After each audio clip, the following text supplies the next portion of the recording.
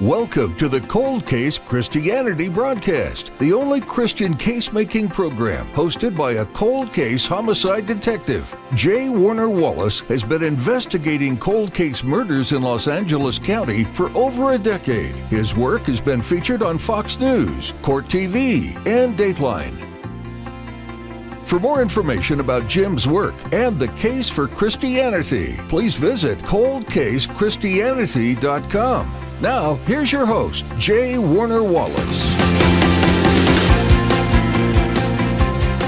Welcome back to Cold Case Christianity. I'm J. Warner Wallace. We are in Season 5 of our show, and we're in Episode 2, and we're doing this season, as you may remember from last episode, is we are covering the top 25 objections to Christianity or to theism, the belief in God, in such a way that we're going to give you short conversational responses that you can then use with your friends, whoever it is you're talking to. And this is, I think this will be helpful, number one, just in your conversations, in the way you think about things. You know, I will say that when we sometimes know enough to respond to certain objections, but when we take the time to try to articulate that very briefly, it does refine our thinking. You know, if I asked you a question and you had 1,000 words to answer, you could be kind of sloppy in your word use, right? You don't have to tighten it up. You don't have to be narrow. You don't have to be that pointed in your response. You could kind of come at it from a couple of different angles and hope that somehow you manage to cover all the salient points. But if I said you've only got 100 words, well, now you're like, wow, okay, I've got to be really concise and precise in the way I kind of dive in and tackle this topic. So I think there's a good exercise for all of us to simply try to be brief in our responses to critical topics, because it does refine our thinking. And that's what I'm hoping to do in this series. But also I want to give you the kinds of responses that you could engage in a way that is conversational. Now, this all came about because we were trying to make a resource that would help you almost in real time as you're having conversations with your friends and family members. And we created that resource for you to download. It's an app, a phone app called the Cold Case Christianity phone app. Now look, this is available from our website at coldcasechristianity.com, but it hopefully does a number of things that it does on the app. We've got some resources there that are a little bit more extensive in all kinds of categories. If you've got a question about Christianity, or somebody is questioning you about Christianity, you really have almost no excuse not to be able to respond, given the number of resources that are on the app. Between quick shots, which is what we're talking about this season on our television show, and between all the rapid responses we've given you in the past, our archives of videos and articles and podcasts, and even cheat sheets that you can print from your phone, which are designed to be about half the size of a piece of paper that can actually fit inside your Bible like a Bible insert. We've got, I think, 25 cheat sheets that are available for you right now to be able to respond to some of these objections.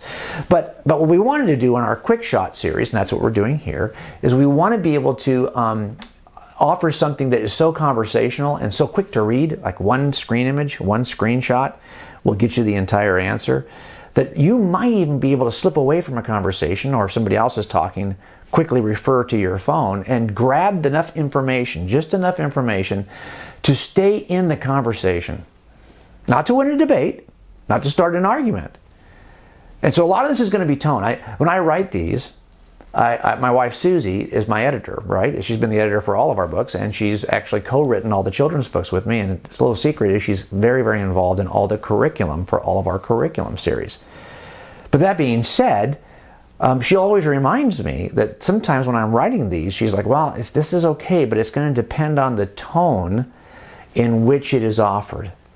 So as I offer these quick responses that are conversational to some of the more common objections that are offered to Christianity, just remember that we have, there's a part of that verse in 1 Peter 3:15 that we often forget about.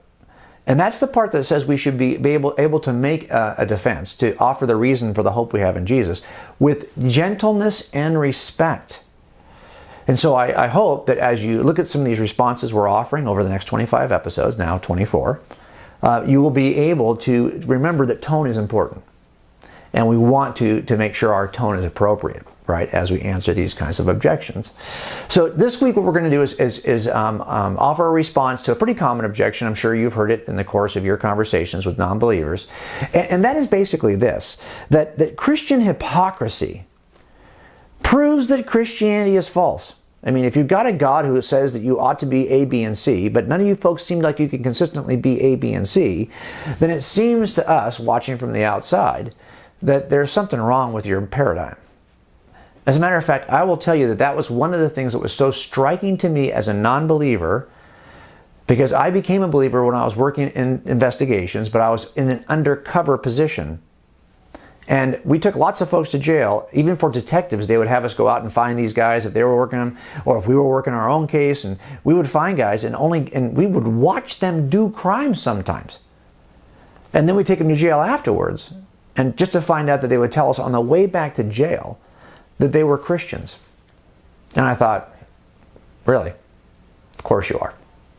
I mean, I was such a pain to deal with anyway. It was fun for me to be able to mock these folks, if I'm honest with you. So I think that this idea of Christian hypocrisy is important. Let's take a break. When we come back, I'll offer you a couple. And again, when we do say these are quick shots, some are always going to be a little more extensive than others, but they are brief. I'll offer you a couple of ways to respond to that objection. Welcome to the 1 Minute Apologist. We interview the world's leading apologists to provide credible answers to curious questions. Jim, what can a Christian learn from cold case principles? Well, I think there are some similarities between the kind of work I do for a living and the kinds of things I did as a first new investigator of the claims of Christianity. I wasn't a believer myself until I was 35. But I did work cold cases, and cold cases are events in the distant past, sometimes decades, usually about 30 years old when I get them. They're unsolved. We don't have any living eyewitnesses who can testify to what actually happened. That's why they're cold to begin with. We don't have good physical or forensic evidence. I've never had a case, for example, that was made on DNA or fingerprints. Instead, what we do is we assemble a circumstantial case to make a case about what happened in the distant past, given all the circumstantial evidence we have before us. And those are very, very powerful cases. That's kind of the same thing we do when we look at this event in the distant past, the resurrection, for example. It's an event that happened a very long time ago in the distant past. We got no living eyewitnesses who can testify to what actually really happened. They're all dead now. And we've got no physical evidence to assess, like DNA or fingerprints. So we're really left assembling the case from the circumstantial evidence. So some of the same principles that I would use to make a case about the distant past 30 years ago can also be used to make the case about a distant past of 2,000 years ago. Interesting.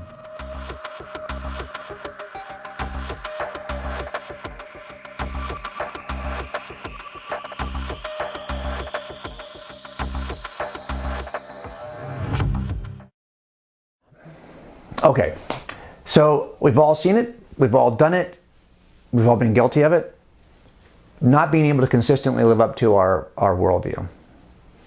To say one thing and to find ourselves almost like parents saying, hey, do what I say but not what I do. Ugh, right? That never feels comfortable for anybody. And isn't it interesting that the idea of hypocrisy is an overarching evil, really, or it falls short of the mark in everyone's book. That's interesting, right? So what is this standard? Why do we even push back on hypocrisy? Well, we push back on it because we know, objectively, we know, collectively, we know this is not a good thing. Hypocrisy is not good. But under what standard? Why would it even matter? In some ways, if you think about it, this transcendent objective claim that hypocrisy is not good requires a transcendent objective standard by which we can measure it and say consistently, we don't like hypocrisy in any setting, by any people group, at any point in history. Yet how do we ground this? What if there were groups that said, hey, it's okay to say one thing and do another? Would we say that okay, since your group says it's okay to do that? No, we would say that there's an overarching transcendent value that says that hypocrisy is never good at any time, regardless of what people group accepts it, what individual person accepts it. So if it's not grounded in individual persons and it's not grounded in people groups, because we would reject those claims even if people groups decided it was okay to be hypocritical, Well, how do we ground this? How do we determine this is actually not good? Well, it's because we think it's grounded. We believe as Christians that it's grounded in an objective, transcendent moral lawgiver. In the end, that is the best way to ground these kinds of moral truths. But let's just respond to this claim. First of all, the objection that, hey, if Christianity is true, and there's this powerful God that transforms the lives of people, why is it you Christians are such hypocrites? I think Christian hypocrisy proves that Christianity is false.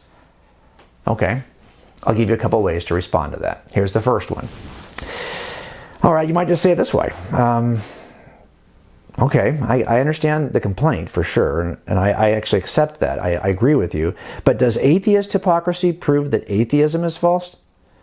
I mean, in other words, let's say, for example, a scientist, lies about his findings on some scientific experiment.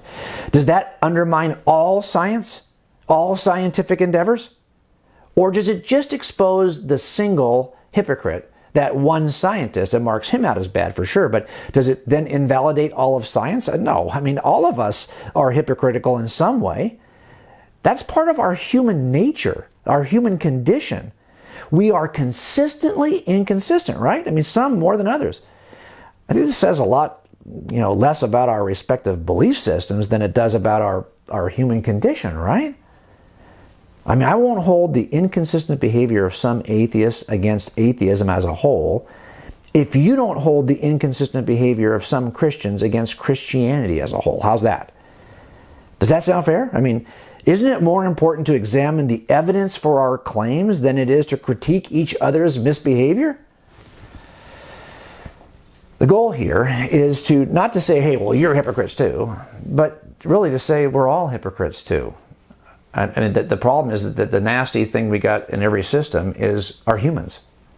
That is the one consistent thing we have in every... This is why I tell other Christians that if you think that there is a church out there that doesn't have hypocritical people in it, because we sometimes will say, well, I can't go to that church anymore. There's people there who are hypocrites. Really?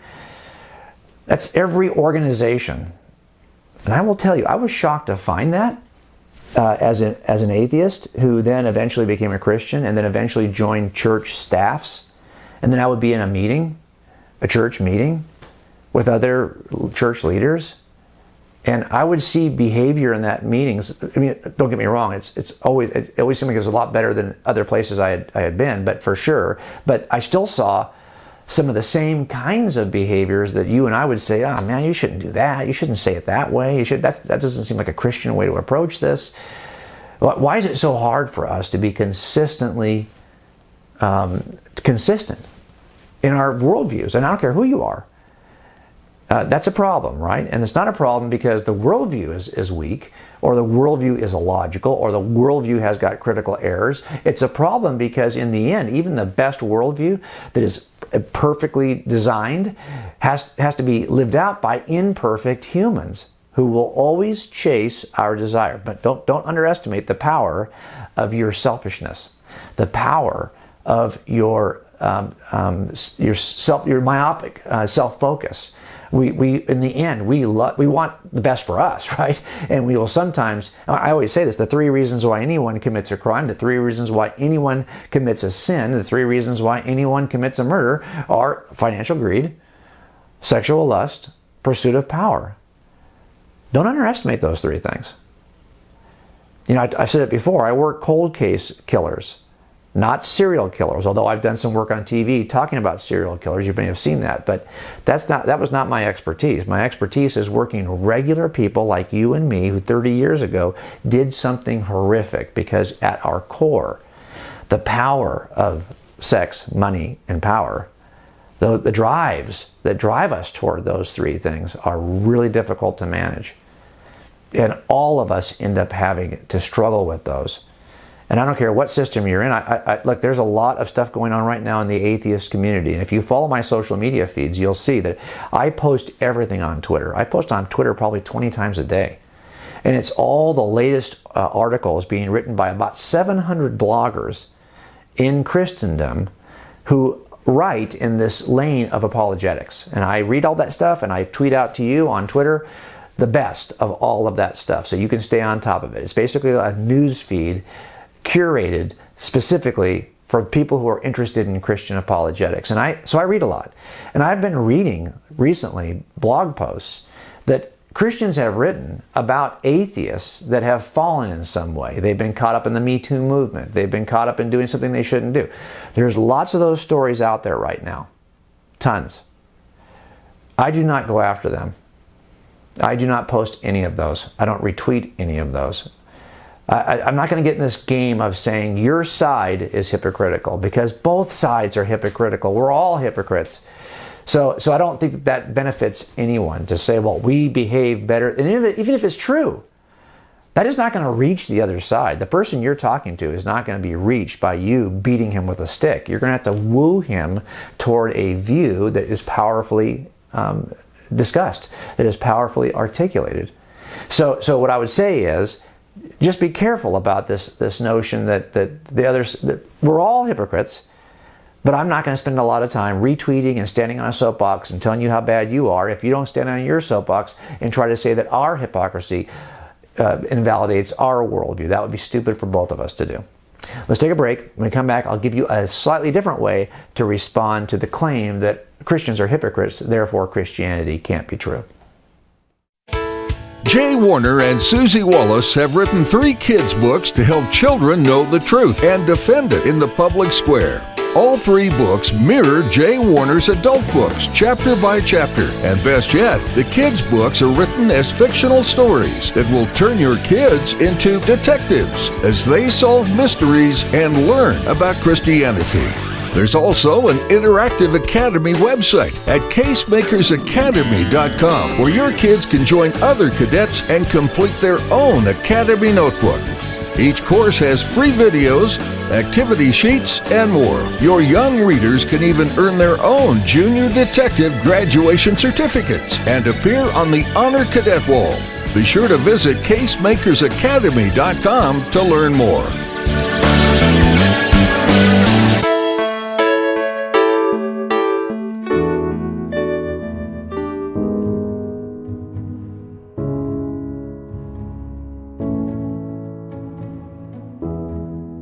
Several years ago, I was doing a church service at a very large church here in Southern California, and a woman walked up to me afterwards at the book table and wanted to buy a copy of my first book, Cold Case Christianity. And she really wanted it, not for herself, but for her, I think, 26 or 27-year-old daughter. And she said, I'd love to give this book to my daughter. Would you please sign it to her? So tell me a little bit more. She said, well, she's no longer a Christian. She walked away when she was in college. I've heard this story so many times, right? Maybe you're even somebody who's had this story as part of your own narrative, part of your own life. You know somebody, your own kids or your grandkids or your nieces or nephews. I said, okay, I can sign this book and give you a copy to give to your daughter, but I'll be honest with you, she's not going to read it.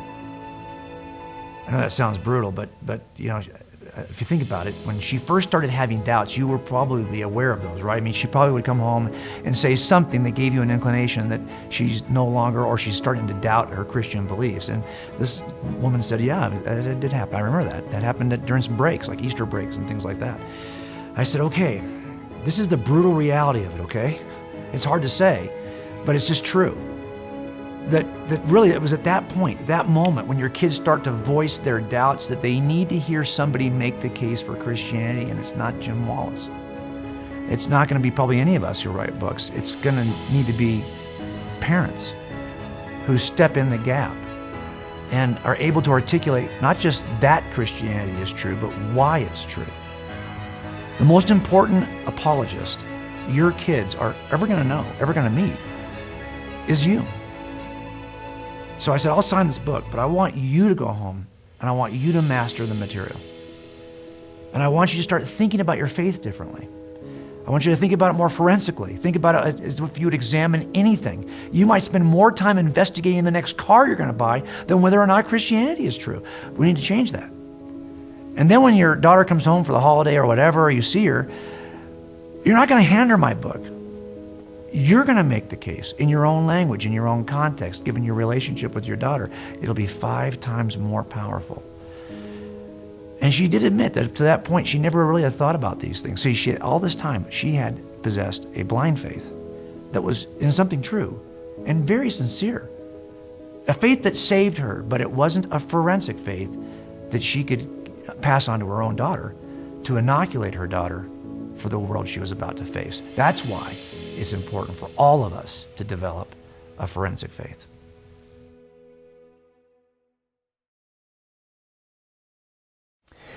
Okay, so I want to offer a different approach to this. And a lot of the times when we're talking together and we're not showing you the actual typed out response you could see on our phone app, or you can see it on our website in the quick shot section. What I want to do is give you enough background to see where I'm coming from. Again, it's like we talked about a couple sessions ago. I really want, it takes a lot more information than a minute to be able to give you a 1 minute answer. You have to know and master a lot more information to be able to condense it down into the shortest possible response. So we want to be able to be careful about that. We want to be able to be thoughtful about that. I want to give you enough backstory to be able to make the 1 minute response. Okay, that being said, let me give you a slightly different way to answer the same objection. Okay. If someone said to you, Christian hypocrisy proves that Christianity is false, you might respond this way. Why would you be surprised when a Christian behaves hypocritically? I mean, I'm not surprised. There are two reasons I think why Christians will always be considered more hypocritical than non-Christians. You ready? I mean, the first, I think, is just that our worldview is public and objective rather than private and subjective. I mean, non-Christians understand the standard that Christians are trying to personify. I mean, anyone who knows a Christian knows that the standard we're trying to personify is publicly available, right? I mean, it's publicly available. You just can read a Bible. And it hasn't changed in 2,000 years. It's objectively grounded. It's not a matter of my personal opinion. Now, Christians, on the other hand, we have no idea if the unbeliever is violating his or her moral standard, because the unbeliever holds a privately held moral standard. You follow me on that? In other words, it's a matter of personal opinion. So I could look at you and it might look like you're violating your standard, but for all I know, your standard is to be a jerk. So when you're being a jerk, you're not violating any personal standard. That is your personal standard, and it's privately held. So that is the first problem. The first problem is that you know that our view is publicly held and your view is personally held. But second, the Christian standard is grounded in the perfect moral nature of God. Now, while atheists can meet their own personal standards, and I used to do that all the time as an atheist, Christians never really achieve the moral perfection of God's standard. I mean, how could we? We know in advance that we're going to fail. We know in advance that we'll always fall short of the mark. So given the objectively high public standard posited by Christianity, that's the claim of Christianity, why would you ever be surprised to witness Christian hypocrisy? And why would you hold that against Christianity rather than applaud Christianity for its high standard? Now, that's a lot longer response, right, than the short responses we've given you before. And that's why I try to give you in every one of these objections, online and on the phone app, we try to give you a couple of ways of coming at it. One that's always going to be very brief. One that's still brief, but maybe a little bit longer, because I want you to be able to not just rhetorically respond, but to be able to instruct, to provide some information that can help people take a step. Look, I think that we do hold this objectively public, high standard that is just setting us up for failure. And you really don't know anything about what the person you're talking to, what standard do they hold. Don't assume you know, because you don't know. You don't know if being faithful to your wife is a high value or no value. You don't know if maybe cheating on your taxes is a high value or no value. Now, on the other hand, they're looking at us and they're thinking, man, I'll tell you what, his standard is perfection, the perfection of God. Well, then why can't they live it? Well, of course we can't live up to that perfection. This is something we're always going to, I say it this way all the time. It's a lot easier to throw the dart against the wall and just go draw the bullseye around wherever the dart lands than it is to have the bullseye there first. And when I was an atheist, I could just throw the dart. And if you wanted to know if I was hitting my mark, well, yeah, I could always say yeah. I could always go over to the wall and just draw the bullseye around the dart. On the other hand, now I've got a bullseye that's there and I can never hit it. I'm trying, but I never hit it. And it's publicly visible that I never hit it. But that's not something you should hold against. I think that'd be something you go, wow, that's honorable. It's honorable to have a standard that's so high that you can never hit it, yet you consistently try to hit it. That's actually an honorable thing. Remember, all the moral project is us trying on a daily basis to overcome our natural desires. Because our natural desires usually lead us to things that are completely self-serving. But the moral project is to say, hey, I know what I feel like doing, but I also know what I ought to do. And if we lose that distinction, the is-ought distinction, the idea that, hey, you know what, whatever I feel like doing, just do it, and there's no one really to judge me, I have complete moral autonomy. If we lose that, we're going to descend into chaos, and you know that. So I think what we have to be able to say to people is, yep, I get it. We are hypocrites, but we are the most visible hypocrites because we have a standard that is both visible and objective, is publicly known, and it is higher than any other standard because we believe it's grounded in the perfect moral nature of God. Again, what we say is we believe there is a God that is powerful enough to have created everything in the universe from nothing. Think about it. Everything in the universe from nothing. If there's a God that's that powerful, he has the power to eliminate all kinds of imperfection. Well, that would include moral imperfection. So we would say, hey, there's a God out there that we believe in that has the power to eliminate moral imperfection. And if that's the case, it's not a good God we worship. It's a perfect God we worship. So don't be surprised, because no one's perfect. Only one human ever lived that kind of life. His name was Jesus of Nazareth. And he had an advantage on us because he was not just a human. He was God incarnate. So I think if you expect the rest of us to live like Jesus, good luck with that. But I won't hold that against you, because you also, I'm sure, will fall short at some point in the values that you even would write down yesterday or this morning. These are my high values. Well, you're going to have a hard time living them out unless you simply say, I have no values aside from whatever I feel like doing in the moment. And I don't think most atheists, I wouldn't have said that. And I would say I was very hypocritical, not any more or less than I am now when I was a non-believer, which I was until I was 35. All right, that being said, I hope I've given you two responses to this idea that Christian hypocrisy somehow invalidates Christianity, when in fact it doesn't. And that's just one of many responses we're going to give you this season as we look at 25 common objections to Christianity and theism right here at Cold Case Christianity. Thanks for joining us at the Cold Case Christianity broadcast. If you're interested in more information about this week's topic, please visit coldcasechristianity.com. For a thorough investigation of the reliability of the New Testament Gospels and the case for Christianity, be sure to purchase Cold Case Christianity, God's Crime Scene, Forensic Faith, and Alive.